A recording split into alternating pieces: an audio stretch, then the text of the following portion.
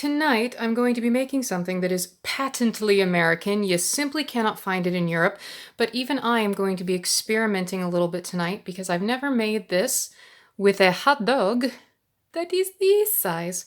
I'm going to be making corn dogs tonight, but I'm going to be making mini corn dogs. You can see in front of you all the ingredients that we're going to need. We do need some hot dogs or mini hot dogs. We need all-purpose flour. We need cornmeal. We need sugar. We need baking powder and baking soda. We need salt and pepper, but today I'm actually going to use a seasoning mix that I found from the US that I really, really like, but salt and pepper will do it. And then we also want a little bit of cayenne pepper for a little bit of spice. Finally, we are going to need a cup of buttermilk, but I found that in my kitchen I didn't have any buttermilk today, so I'm actually going to teach you a super quick cheat for making a substitute for buttermilk, which we do have here in Belgium, but I don't have it in my house. So I would take a cup of regular milk and I would take some vinegar. And for every cup of regular milk I would use 1 tablespoon of vinegar. Add it to the milk, stir it around. You might even see the milk get what we'd call a little bit curdled, or the texture might change a little bit. That's fine. It's just because you've added some acid to that milk, but that makes a good substitute for buttermilk. Now, finally, we also need a couple of eggs, which I have over here to the left of my camera. And then finally, I'm going to need some oil for frying. Because these are such tiny corn dogs, I'm using about 3 centimeters, an inch of cooking oil, and I'm doing it in a really deep frying pan instead of a bigger soup pot or a deep fryer. If you have a deep fryer at home, obviously that's going to work fantastically. So in just a second, I'm going to start by preparing the corndog batter, and then I'm going to move on to getting the dogs ready. So we're going to move on to making our corndog batter, because when we make a batter like this, we're actually going to need to let it sit for a little while to just like chill. And so I am going to go ahead also and turn on my oil on my stove. I don't want my oil to be too hot, because what will oftentimes happen is your corn dogs will brown on the outside too fast, and then your batter won't actually cook on the inside. So over a just below medium heat, I'm going to let that oil heat up for probably 30 minutes. Now I'm going to go ahead and mix my corn dog batter. So the first thing I'm going to start with is all of my dry ingredients, anything that's powdery. So I'm going to need a cup of regular all-purpose flour. I will need 3/4 of a cup of my cornmeal. Cornmeal can be a little bit difficult to find if you're here in Belgium. I found my cornmeal at an international food market in Leuven. And I am using fine cornmeal today, which is usually the best for this kind of recipe, for making batters. But it comes in all different kinds. I'm gonna need some sugar, about 3 tablespoons. And now it's time to add my littler things, like my baking powder and my baking soda, my cayenne pepper, which I'm just gonna sprinkle in. It only calls for about 1/4 teaspoon, which is not that much. I'm probably adding a little bit more than that, but I like spicy food.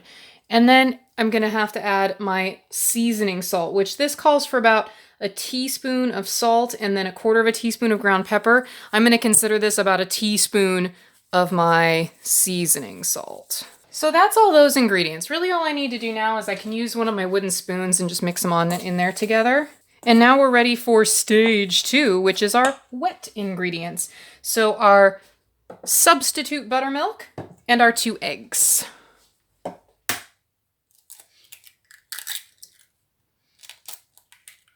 We'll use a fork just to mix them together, get the yolks broken up. Just give them a little twirl.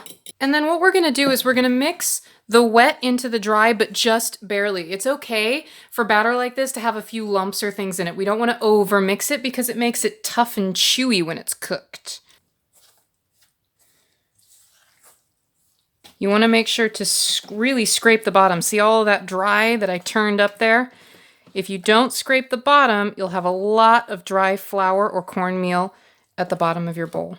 All right, but you can still see there's actually quite a few lumps in there, and that's totally okie dokie. All right, so we now have corn dog batter. We're gonna let this corn dog batter sit for close to a half an hour.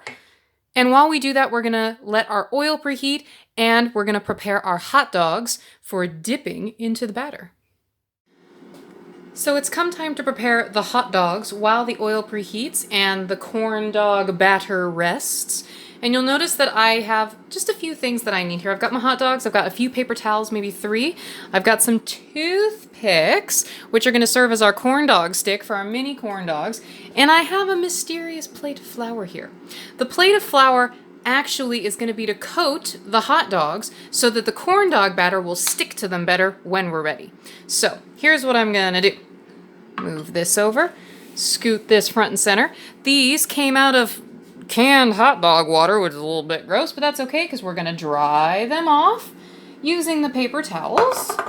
Just roll them around. You can even grab another paper towel, which I think I'm going to do just to press on the top. And we just want them to be a little bit drier.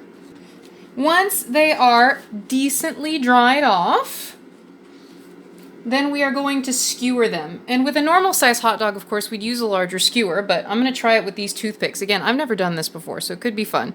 So just in whatever end of the hot dog you please. We're going to stick in the little stick until he's firmly in the hot dog, probably half to 3/4 of the way into the hot dog.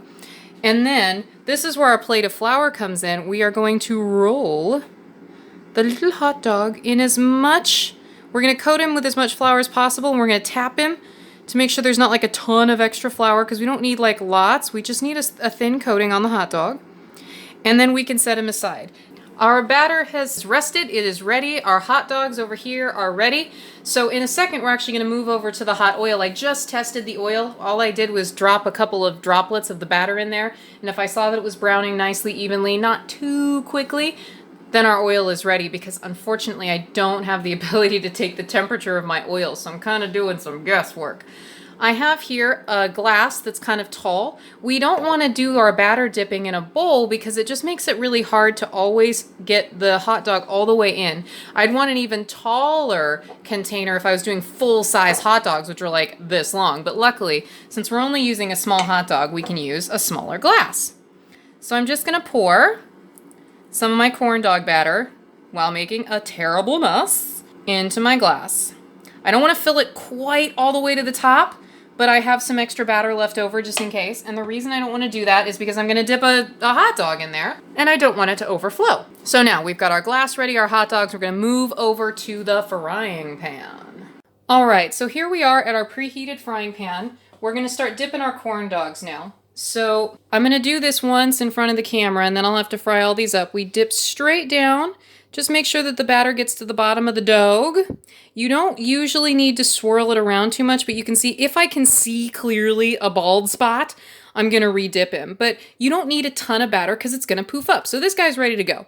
We're going to put him gently into our oil, and he should start to float and bubble a little bit right away. And the coolest thing ever about these little corn dogs, and even big corn dogs, is they actually start to turn themselves. You see, it just flipped right there. And therefore, it's going to brown evenly on all of its sides. This process is only going to take about 1, maybe 2 minutes per dog, because they're already cooked. So we're not worried about raw meat. We're just worried about getting our cornbread on the outside, our batter, to be cooked all the way through. So we just watch it for a moment or two. I'm hoping it's going to flip over here in a second. If for any reason your dogs aren't flipping over, you can flip them yourself. So like it just flipped over because I moved it off the edge of the pan. You'll just want to watch them a little bit, but generally they're going to flip over nicely for you. And what we're looking for is a nice deep golden brown. We don't want mushy insides. We want nice cooked batter, crispy on the outside, fluffy on the inside. Now that's looking really good on that side. I want it to cook a little bit more on the underside, and then we'll be able to take him out. Probably 30 more seconds. All right, he looks really good. So what we'll do is we'll just gently lift him out and then transfer this over to our paper towel plate, and then we can cook up the rest of our corn dogs. So we'll be back in just a few minutes to serve. Oakley dokley, it is time to serve. And you see here my serving suggestions. I just have some very simple air fryer waffle fries, a bowl with some Dijon mustard and ketchup for dipping, and then my absolutely fantastical, teeny tiny, adorable corn dogs. You can serve these stick in, or you can pull the stick out for people. Doesn't really matter. We'll go ahead and pile a few of these on the plate, and there we are. Mini corn dogs, waffle fries, and some dipping sauce. Enjoy!